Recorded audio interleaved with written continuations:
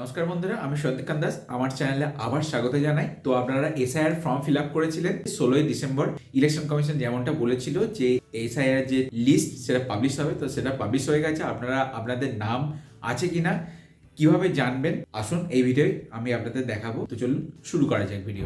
প্রথম যে উপায় হচ্ছে সেটা আপনার বিএলও এসেছিলেন আপনার কাছে এসআইআর ফর্ম বিলি করতে বা নিয়ে গেছেন, সেই বিএলওর কাছেই আপনারা গিয়ে দেখতে পারেন। তো বিএলওকে এই যে লিস্ট সেটা দিয়ে দেওয়া হবে এবং বিএলওকে নির্দেশ দেওয়া হচ্ছে প্রতিটা সম্ভব হলে প্রতিটা বুথে গিয়ে বসার জন্য অনুরোধ করা হচ্ছে। আপনারা সেইখানে গিয়ে ম্যানুয়ালি চেক করতে পারেন। এই হলো অফলাইন উপায়।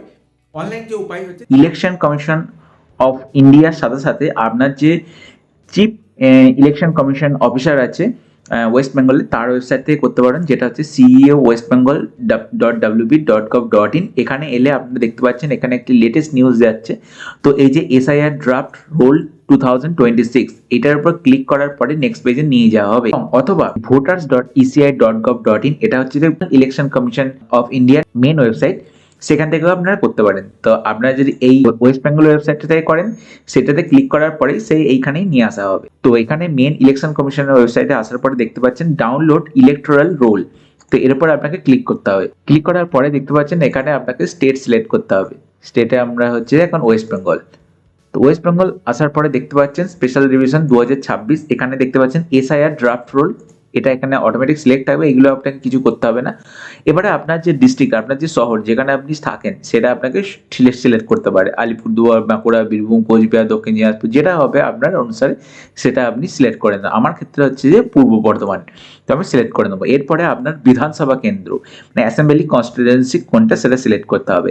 আমার ক্ষেত্রে 260 বর্ধমান দক্ষিণ, মানে এই জেলার আন্ডারে যেটা আপনার বিধানসভা কেন্দ্র হবে সেরকম অনুসারে আপনাকে এটা সিলেক্ট করে নিতে হবে। এরপর কোন ল্যাঙ্গুয়েজে আপনি ডাউনলোড করতে চান, বাংলা না ইংলিশ, সেটা আপনি সিলেক্ট করে নিতে পারেন। এরপরে আপনাকে যে ক্যাপচাটা দেখাচ্ছে, ক্যাপচাটা এক্স্যাক্টলি দেখে দেখে আপনাকে টাইপ করে নিতে হবে। এবারে দুভাবে ডাউনলোড করতে পারেন। একটা হচ্ছে যে এই যে বিধানসভা কেন্দ্র 207 বর্ধমান দক্ষিণ, এর আন্ডারে যত বুথ আছে সব বুথ, আপনি সব বুথের যে লিস্ট সেটা একবারে ডাউনলোড করতে পারেন।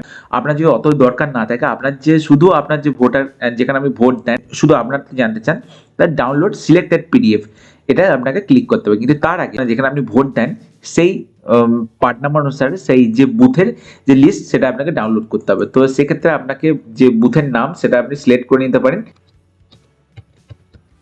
আপনি যে লিস্টটা আপনি টাইপ করলেন, আপনি নাম্বারটা টাইপ করলে আপনি যে নাম্বারটা যদি জানেন নাম্বারটাকে টাইপ করে দিতে পারেন। যদি না নাম্বার জানেন, সেটা জানার জন্য ইলেকশন কমিশন অফ ইন্ডিয়ার সেই ওয়েবসাইটে ফিরে আসুন। ড্রাফট রোল ডাউনলোড করার জন্য যেখানে আপনি ক্লিক করেছিলেন তার উপরেই দেখবেন search your name in voter list রয়েছে লাল রঙের, ওইটার উপর ক্লিক করুন। তারপরে আপনার ভোটার নাম্বার দিন এবং আপনার স্টেট সিলেক্ট করুন। এরপর ক্যাপচারা যেরকম আছে ফিল আপ করে সার্চ করুন। সার্চ করলেই দেখতে পাচ্ছেন আপনার ডিটেলস এখানে দেখিয়ে দেওয়া হবে। আরো ডিটেলস দেখার জন্য ভিউ ডিটেলস এর উপর ক্লিক করুন। ভিউ ডিটেলস এর উপর ক্লিক করার পর যে নেক্সট পেজে আপনার যে ফুললি ডিটেলস দেখানো হবে, নিচে দেখতে পাচ্ছেন অ্যাসেম্বলি কেন্দ্র এবং তার সাথে আপনার পার্ট নাম্বার, সিরিয়াল নাম্বার, আপনার ভোটার কেন্দ্র, বিএলও নাম্বার, নাম, সবকিছু এখানে দেখিয়ে দেওয়া হবে। তো এইখান থেকে আপনি এটা এই পার্ট নাম্বার, সিরিয়াল নাম্বারটাই ওখানে যে সার্চের জায়গায় টাইপ করুন, সঙ্গে সঙ্গে আপনার যে ভোট কেন্দ্র বা পার্ট নাম্বার সেটা ওখানে দিয়ে দেওয়া হবে, সেটা সিলেক্ট করে আপনি পিডিএফ ডাউনলোড করতে পারবেন। যেটা আপনার বুথ হবে সেইটা এখানে সিলেক্ট করতে হবে। এই যে চেকবক্সটা টিক করলাম, চেকবক্সটা টিক করে এই যে ডাউনলোড সিলেক্টেড পিডিএফ এর উপরে আপনাকে ক্লিক করতে হবে। ক্লিক করার সঙ্গে সঙ্গে দেখতে পাচ্ছেন সাকসেস 1, মানে এটা ডাউনলোড হয়ে গেছে। তো এটার উপর ক্লিক করার সঙ্গে সঙ্গে দেখতে পাচ্ছেন এই যে আপনার 2026-এর যে খসড়া তালিকা দেখতে পাচ্ছেন, নির্বাচক তালিকা 2026 S25 পশ্চিমবঙ্গ। তো এখানে দেখতে পাচ্ছেন বিশেষ নিবিড় সংশোধনের অন্তর্গত প্রকাশিত খসড়া তালিকা 2026। তো এটা থেকে আপনারা জেনে গেলেন যে এই ভিডিওটা জেনুইন। অনেকে দেখাচ্ছে ভুলভাল দেখাচ্ছে, তো আপনারা এইভাবে এই লিস্টটা ডাউনলোড করলেন। তো এখানে সব কিছু আপনার ডিটেলস পেয়ে যাবেন। এরপরে আপনাকে ভোটার যে কেন্দ্রে তার একটা ছবি দেওয়া থাকবে, সেটা আপনারা ভেরিফাই করে নিতে পারেন। এরপর আসল শুরু হচ্ছে যে লিস্ট। এখান থেকে আপনাকে লিস্ট অনুসারে দেখতে হবে। দেখুন আপনার যে আগে সিরিয়াল নাম্বার ছিল সেটা এখন চেঞ্জ হয়ে যাবে, তার সাথে কোনো মিল খুঁজে পাবেন না। শুধু আপনাকে একটু সময় নিয়ে ধৈর্য ধরে এখানে দেখতে হবে। এখানে আপনি সার্চও করতে পারবেন না, কারণ এটা সার্চ রেস্ট্রিক্টেড।